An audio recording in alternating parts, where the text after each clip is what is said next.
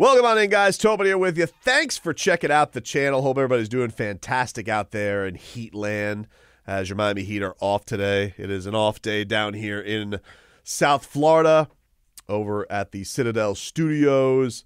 And, you know, I got to say, I touched on this a little bit on the radio show, but I was a little mad about something that I saw on social media over the weekend after Cam Whitmore had a really big game. You know, Cam Whitmore, first-round pick of the Houston Rockets. They had multiple first-round picks.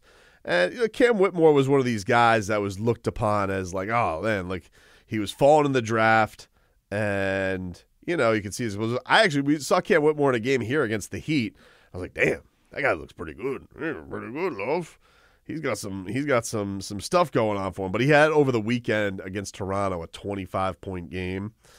And then all of a sudden, man, you know, this is where with Heat Twitter, and I don't know if like things have there's too many muses around or too many troll accounts or stan accounts. I don't know what it is, dude. But I see like I see some rumblings of people who are like, oh, well, Jaime Jaquez, maybe this is Cinderella turning into a pumpkin all of a sudden. And I'm just like, are you effing kidding me, dude? With how we are going to talk about how Jaime Jaquez Jr. is all of a sudden a pumpkin because he comes back from a groin injury with everybody now finally back healthy. You know, something that really he hasn't gotten to be a part of in his time with the Miami Heat. And then you think about the guys who've been out with Jaime, right? Jaime was a steadying force. He was playing every single game for the Miami Heat. Dude was a consistent form of juice for this team. Don't even have to call plays for him. We'll get those offensive rebounds. We'll get you putbacks. We'll put in that pretty footwork. And then now it's like, oh, now all of a sudden the guy can't play. When he's missing like point-blank shots. He's missing open threes. And I was annoyed seeing that I was like, oh, here we go. Old Jaime can't get it going. I mean, the guy is out here. He was averaging like 14 points a game, right? And, you know, these last 5 games, he's come back. His scoring is way down. He's been shooting, 6 points per game. You know, it's been a rough go of it over his last 5.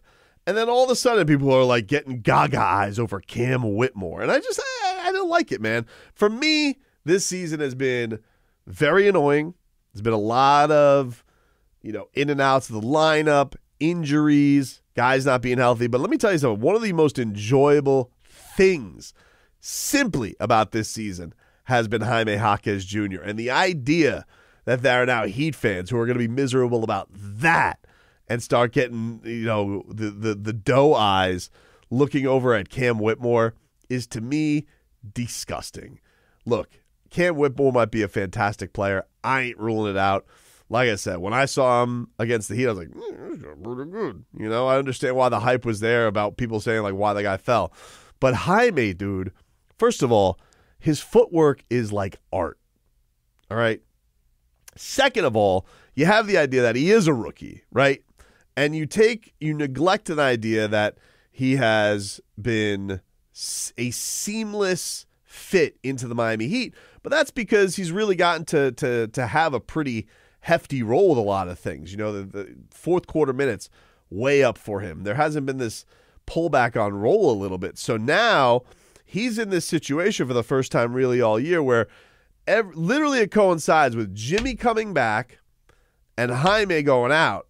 Then he comes back, and now everybody's here, right? And not only is everybody here, but now you have a point guard who will actually have to take some shots in Terry Rozier. Before, it was a guy like Kyle Lowry.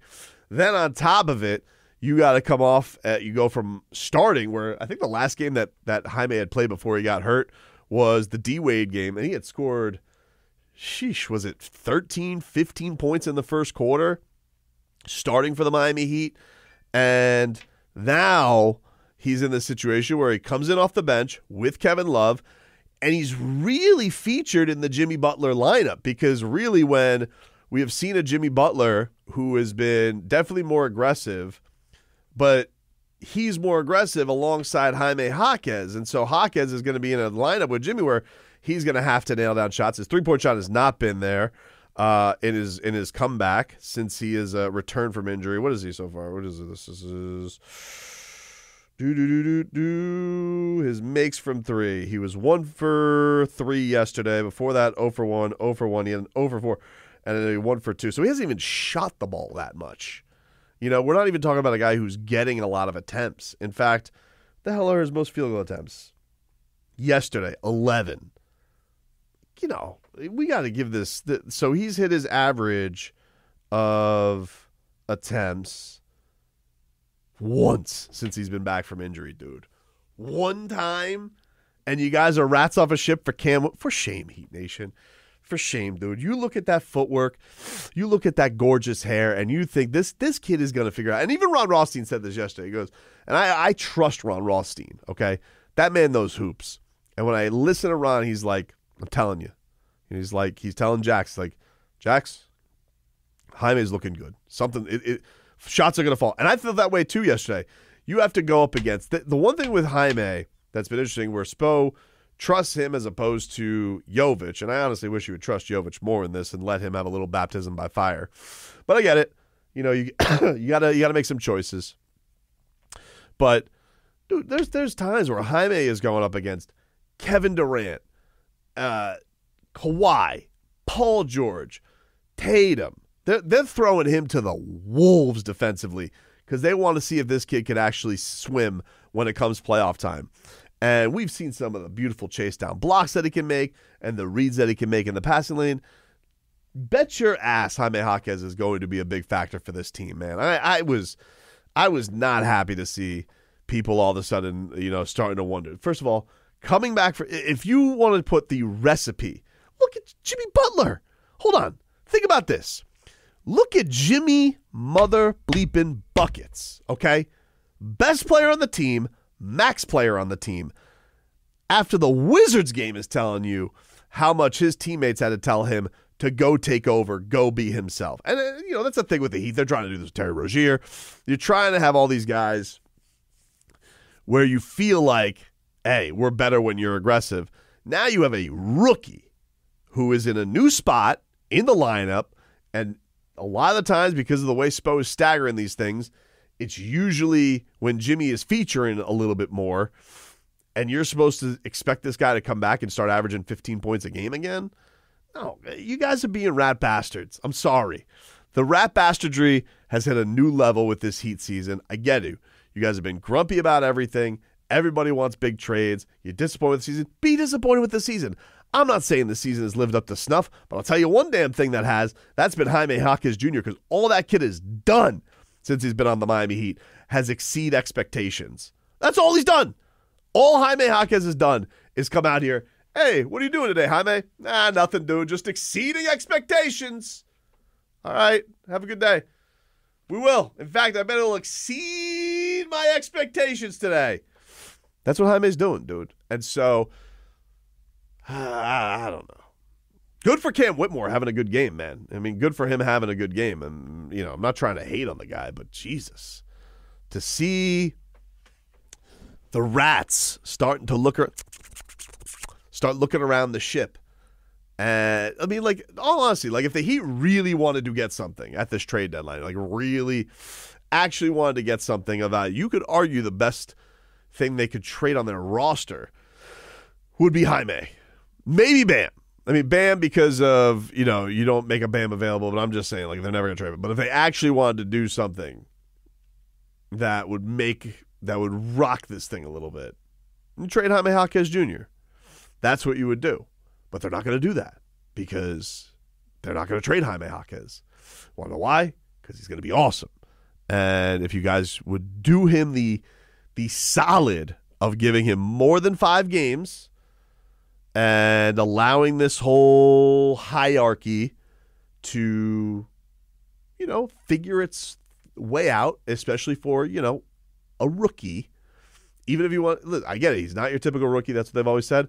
Okay, but he still is a rookie. And we've seen now veteran Terry Rozier struggle with the hierarchy of the team. We've seen Tyler and Bam and Jimmy together for 5 seasons stare at each other like a Spider-Man meme, trying to figure things out. Can the mother bleeping rookie get more than a week of basketball before the Miami Heat fan is sitting here trying to say, we should have taken Cam. We should have taken Cam Whitmore. Jeez, dude, really? That's what we're doing right now? We can't be happy with that with anything this season. This is literally the only thing I could probably look to and be like, man, this kid has even exceeded your expectations, exceeded my expectations. We should be happy with what we got from Jaime Jaquez Jr. this year. Nope. Cam Whitmore. Jeez, man. I can't with you guys sometimes. And I know I shouldn't be like this because I sound like the old Heat fan man on my front lawn digitally telling these kids to get the hell out of here. That's what I feel like sometimes. It's like you go night by night. It's like, oh, could you believe we passed up on Whitmore? Yes. Have you seen what Jaime has done all season?